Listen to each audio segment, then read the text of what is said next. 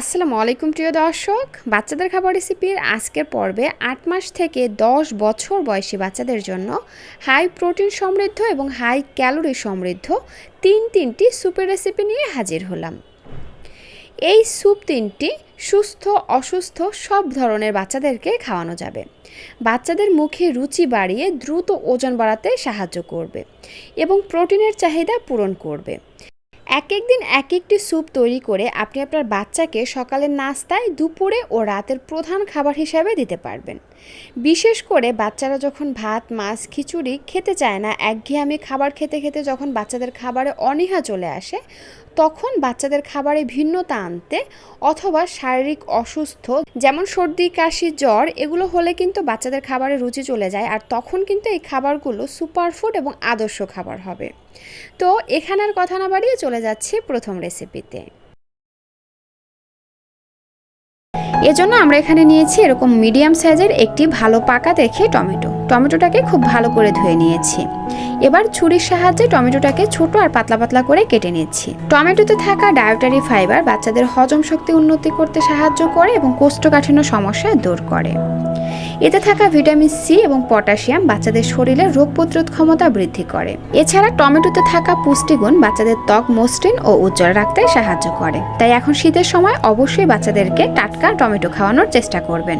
টমেটোটাকে কেটে একটা সাইডে রেখে দিলাম। তারপরে 2 কোয়া রসুন একদম কুচি করে কেটে নিচ্ছি। দর্শক, রসুনের পুষ্টি ও উপকারিতা সম্পর্কে নতুন করে বলার কিছু নাই। এটা বাচ্চাদের সর্দি কাশি প্রতিরোধে যেমন সাহায্য করে, তেমনি রোগ প্রতিরোধ ক্ষমতা বৃদ্ধিতেও সহায়তা করে। তো যাই হোক, এরপরে আমি এখানে একটি মুরগির ডিম নিয়ে নিলাম। ডিমটাকে একটা চামচের সাহায্যে খুব ভালো করে ফেটিয়ে নিচ্ছি। এই তো ডিমটাকে ফেটিয়ে নেওয়া হয়ে গেছে। এবার এটাকে নিয়ে চলে যাচ্ছি চুলায়।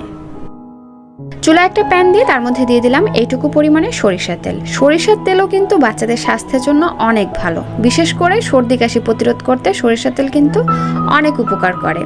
তো যাই হোক, সরিষার তেলের মধ্যে রসুনটা দিয়ে রসুনটাকে হালকা বাদামি করে ভেজে নিয়েছি। এবার এর মধ্যে টমেটোগুলোকে দিয়ে দিচ্ছি। তারপর নেড়ে চেড়ে ভালো করে মিশিয়ে নিয়ে একটা ঢাকনা দিয়ে ঢেকে টমেটোটাকে ভালো করে সিদ্ধ করে নিচ্ছি।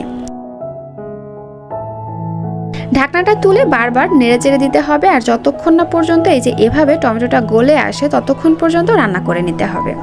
তো যাই হোক, এই যে দেখুন টমেটোটা কিন্তু খুব ভালো করে গলে এসেছে। এই পর্যায়ে আমি এর মধ্যে দিয়ে দিলাম স্বাদ অনুযায়ী লবণ। আবারও নেড়েচেড়ে ভালো করে মিশিয়ে নিয়ে এবার এর মধ্যে দিয়ে দিব 1 কাপ পরিমাণে নর্মাল পানি। নেড়েচেড়ে প্রতিটি উপকরণ খুব ভালো করে মিশিয়ে নিয়েছি, আর এর মধ্যে কিন্তু বলক চলে এসেছে। এই পর্যায়ে আমি আরও 2 থেকে 3 মিনিটের মতন জাল করে নিব। তারপরে আমি এর মধ্যে এই যে মুরগির ডিমটাকে ফেটিয়ে রেখেছিলাম সেটা যে উপর থেকে আস্তে আস্তে দিতে হবে এবং এভাবে ঘুরিয়ে ঘুরিয়ে এটাকে নেড়েচেড়ে মিশিয়ে নিতে হবে। দর্শক, ডিম কিন্তু বাচ্চাদের জন্য আদর্শ খাবার। বাচ্চাদের সারাদিনের ক্ষয় পূরণ ও পুষ্টি চাহিদা পূরণ করতে চাইলে নিয়মিত প্রতিদিন অন্তত একটি করে ডিম খাওয়ানো উচিত। তো যাই হোক, ডিমটা দিয়ে ভালো করে নেড়েচেড়ে মিশিয়ে নিয়েছি। এবার স্যুপের ঘনত্ব ঠিক রাখার জন্য এর মধ্যে দিয়ে দিব কর্নফ্লাওয়ার। কর্নফ্লাওয়ারটা সরাসরি দেওয়া যাবে না, এখানে আমরা কিছুটা পরিমাণে পানির মধ্যে কর্নফ্লাওয়ার গুলে নেব। আমি এখানে 1 চা চামচেরও কম পরিমাণে কর্নফ্লাওয়ার নিয়েছি। এবার এর মধ্যে কিছুটা পরিমাণে নর্মাল পানি দিয়ে দিচ্ছি। তারপরে নেড়েচেড়ে ভালো করে কর্নফ্লাওয়ারটা পানির সঙ্গে মিশিয়ে নেব। দর্শক, আপনারা কিন্তু এখানে কর্নফ্লাওয়ারের পরিবর্তে আটা, ময়দা অথবা চালের গুঁড়াও ব্যবহার করতে পারেন, অথবা চাইলে কিন্তু আপনারা এখানে ওটসের গুঁড়াও নিতে পারেন। তো যাই হোক, কর্নফ্লাওয়ারটা স্যুপের মধ্যে দিয়ে দিলাম। তারপরে আবারও নেড়েচেড়ে ভালো করে মিশিয়ে নেব। মিশিয়ে নেওয়া হয়ে গেলে এটাকে আমি আরও 1 থেকে 2 মিনিটের মতন জাল করে নেব। আপনাদের কাছে যদি মনে হয় যে ডিমটা একটু দলা পেকে গেছে, তাহলে এই যে এভাবে একটু চেপে চেপে দিবেন অথবা একটা ডাল ঘুটনির সাহায্যে একটু ঘুটে দিবেন। বাচ্চা যেভাবে খেতে পারে অর্থাৎ সেভাবে আপনি স্যুপটা বাচ্চার জন্য রেডি করবেন। তো যাই হোক, স্যুপটাকে 2 থেকে 3 মিনিটের মতো জাল করে নিয়েছি। এই পর্যায়ে আমি এর মধ্যে এইটুকু পরিমাণে গোলমরিচের গুঁড়া দিয়ে দিচ্ছি। দর্শক, আপনাদের হাতের কাছে যদি গোলমরিচের গুঁড়া না থাকে, সেই ক্ষেত্রে একটি কাঁচা মরিচ একদম কুচি কুচি করে কেটে এর মধ্যে দিয়ে দিতে পারেন হালকা একটু ঝালের জন্য। গোলমরিচের মধ্যেও কিন্তু অনেক উপকারিতা রয়েছে, বিশেষ করে সর্দি কাশি প্রতিরোধ করার জন্য। তো যাই হোক, এবার এর মধ্যে আমি সুন্দর একটা ফ্লেভারের জন্য দিয়ে দিচ্ছি 2-3টা ধনে পাতা। ধনে পাতাটাকে একদম কুচি কুচি করে কেটে দিয়ে দিচ্ছি।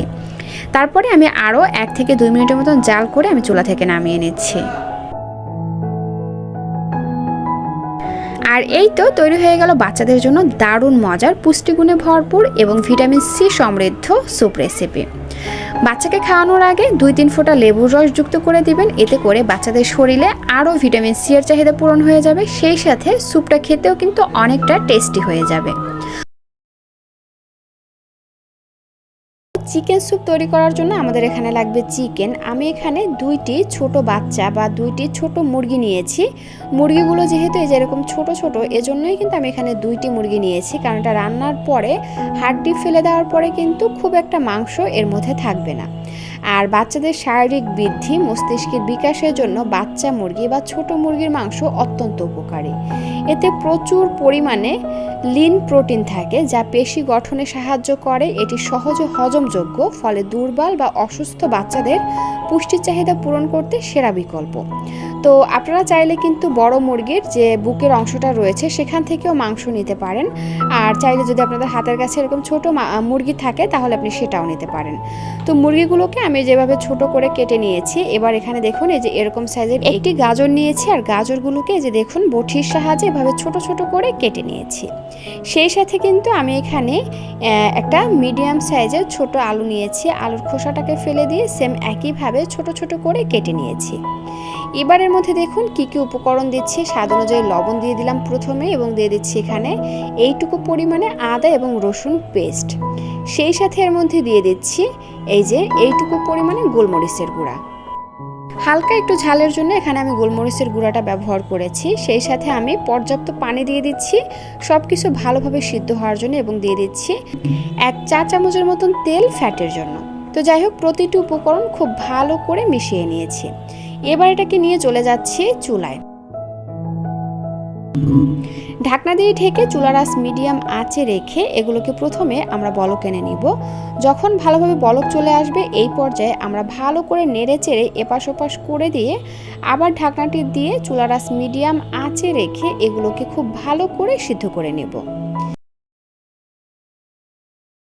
আর এরই মধ্যে কিন্তু আমাদের এখানে চিকেনটা খুব ভালোভাবে সিদ্ধ হয়ে গেছে এবং পানিটাও কিন্তু অনেকটা শুকিয়ে আসছে। এই পর্যায়ে আমরা চামচের সাহায্যে এই চিকেনটাকে তুলে নিব। তারপরে একটা আলু ম্যাশারের সাহায্যে আলু আর গাজরগুলোকে খুব ভালো করে ম্যাশ করে নিব। খুব ভালো করে ম্যাশ করে নিতে হবে যেন এর মধ্যে কোনো দানা থেকে না যায়, সেদিকটা লক্ষ্য রাখবেন। তো এরপর হচ্ছে চিকেনটা ঠান্ডা হয়ে আসার পরে আমি যেভাবে হাতের সাহায্যে হাড্ডি থেকে মাংসগুলোকে আলাদা করে নিব। তারপর এভাবে ডলে ডলে আমরা মাংসগুলোকে একদম মানে নরম করে নিব, অর্থাৎ গুঁড়া করে নিব, যাতে বাচ্চা খুব সহজে খেতে পারবে, যেমনটা আপনারা এখানে দেখতে পাচ্ছেন।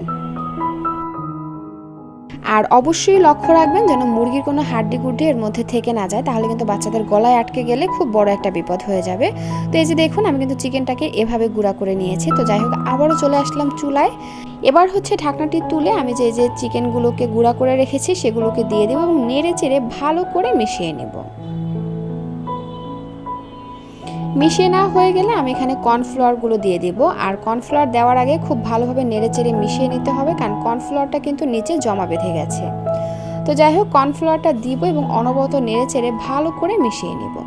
তারপরে আমি এগুলোকে আরও 2 থেকে 3 মিনিটের মতো জাল করে নেব।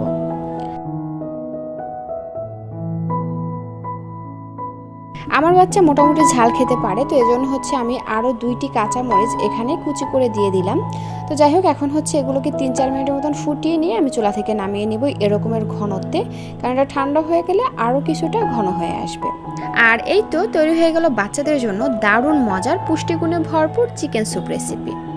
এইভাবে স্যুপ রান্না করে খাওয়ালে কিন্তু বাচ্চারা পর্যাপ্ত পুষ্টি পাবে, সেই সাথে বাচ্চারা খুব মজা করে খাবে। খাওয়ানোর আগে এখানে কিছুটা পরিমাণে লেবুর রস যুক্ত করবেন, তাহলে কিন্তু এই স্যুপের টেস্টটা আরও অনেক গুণ বেড়ে যাবে। সেই সাথে বাচ্চাদের শরীরে ভিটামিন সি এর চাহিদা পূরণ হয়ে যাবে। তো দর্শক, এইভাবে স্যুপ রান্না করে কিন্তু আপনারা সুস্থ অসুস্থ সব ধরনের বাচ্চাদেরকে খাওয়াতে পারবেন। আশা করি আপনার বাচ্চা মজা করে খাবে, সেই সাথে পর্যাপ্ত পুষ্টি তো অবশ্যই পাবে। তো এজন্য প্রথমেই আমি এখানে নিয়ে নিচ্ছি একটি মুরগির ডিম। ডিমটাকে একটা কাঁটা চামচের সাহায্যে খুব ভালো করে ফেটিয়ে একটা সাইডে রেখে দিচ্ছি। স্যুপের ঘনত্ব ধরে রাখার জন্য লাগবে আমাদের কর্নফ্লাওয়ার। তো এখানে আমি 2 টেবিল চামচের মতন পানি নিয়ে তার মধ্যে 1 চা চামচ কর্নফ্লাওয়ার ভালো করে গুলে নিচ্ছি। দর্শক, 2 বছরের নিচের বাচ্চাদের খাবারে কর্নফ্লাওয়ারটা ব্যবহার করবেন না। সেই ক্ষেত্রে আপনারা কর্নফ্লাওয়ারের পরিবর্তে চালের গুঁড়া, আটা, ময়দা কিংবা ওটসের গুঁড়া এভাবে পানির সঙ্গে মিক্সড করে তারপরে স্যুপের মধ্যে ব্যবহার করবেন। এতে করে স্যুপের ঘনত্বটা ঠিক থাকবে। চলে আসলাম চুলায় একটা প্যান দিয়ে তার মধ্যে দিয়ে দিলাম এইটুকু পরিমাণে সরিষার তেল। এখানে সরিষার তেলের পরিবর্তে ঘি, butter, extra virgin olive oil তেল কিংবা রান্নার তেলও ব্যবহার করতে পারেন। এরপরে এর মধ্যে দিয়ে দিলাম 2 কোয়া রসুন কুচি। এবার রসুনটাকে ভেজে হালকা বাদামি করে নিচ্ছি। রসুনটা হালকা বাদামি হয়ে আসছে, এই পর্যায়ে দিয়ে দিব এখানে একটি টমেটো কুচি আর দিয়ে দিব এইটুকু পরিমাণে মিষ্টি কুমড়া। আপনারা চাইলে কিন্তু এখানে যে কোনো ধরনের সবজি ব্যবহার করতে পারেন, তবে টমেটোটা অবশ্যই দেওয়ার চেষ্টা করবেন। তার কারণ সর্দি কাশি প্রতিরোধে টমেটো বেশ কার্যকর, কারণ টমেটোতে প্রচুর পরিমাণে ভিটামিন সি রয়েছে, আর সি কিন্তু বাচ্চাদের শরীরে রোগ প্রতিরোধ ক্ষমতা বাড়িয়ে তোলে, সেই সাথে স্যুপের কালারটাও সুন্দর আসে।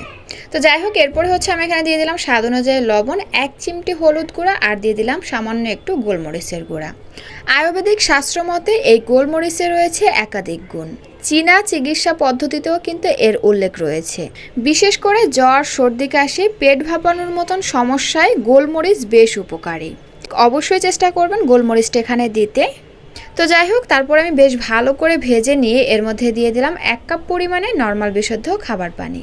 এবার একটা ঢাকনা দিয়ে ঢেকে এগুলোকে আরও 2 থেকে 3 মিনিটের মতন জাল করে নিচ্ছি। তো 3-4 মিনিটের মতন জাল করে নিয়েছি। এখন সবজিটা বেশ ভালো করে সিদ্ধ হয়ে আসছে। এই পর্যায়ে আমরা একটা আলু ম্যাশারের সাহায্যে এটাকে খুব ভালো করে ম্যাশ করে নেব। তো ম্যাশ করা হয়ে গেছে। এখন এর মধ্যে দিয়ে দিচ্ছি ফেটিয়ে রাখা ডিমটা। ডিমটা এভাবে আস্তে আস্তে দিতে হবে এবং অনবরত এভাবে ঘুরিয়ে ঘুরিয়ে নাড়তে হবে।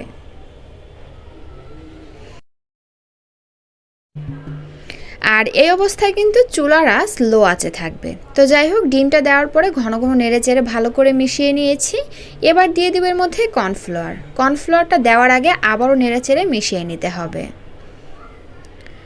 স্যুপের মধ্যে কর্নফ্লাওয়ারটা দিয়ে ভালো করে নেড়ে চেড়ে মিশিয়ে নিয়ে আমরা এই স্যুপটাকে আরও 2 থেকে 3 মিনিটের মতন জাল করে নেব। আর এই অবস্থায় কিন্তু চুলার আঁচটা মিডিয়াম আঁচে থাকবে।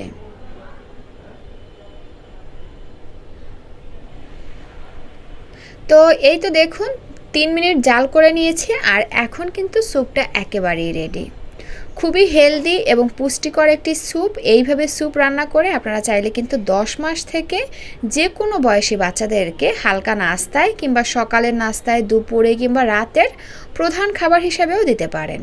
শুধু খাওয়ানোর আগে 3-4 ফোঁটা লেবুর রস দিয়ে ভালো করে মিশিয়ে বাচ্চাকে হালকা কুসুম গরম অবস্থায় খাওয়াবেন। চেষ্টা করবেন যে কয়দিন ঠান্ডা জ্বর থাকবে প্রতিদিন একবার করে বাচ্চাকে এই স্যুপটা খাওয়াতে। এটা শুধু ঠান্ডা জ্বর থাকলেই যে বাচ্চাকে খাওয়াতে পারবেন এমনটা কিন্তু না, বাচ্চাকে এমনি সুস্থ অবস্থায়ও এই স্যুপটা খাওয়াতে পারবেন, কারণ এটা যথেষ্ট হেলদি একটি স্যুপ। বাচ্চাদের শরীরের জন্য খুবই ভালো হবে এবং বাচ্চারা খুব মজা করে খাবে। তো দর্শক, এই ছিল আমার আজকের আয়োজন। এতক্ষণ সাথে থাকার জন্য অসংখ্য ধন্যবাদ জানিয়ে আজকের ভিডিওটি এখানেই শেষ করছি। আল্লাহ হাফেজ।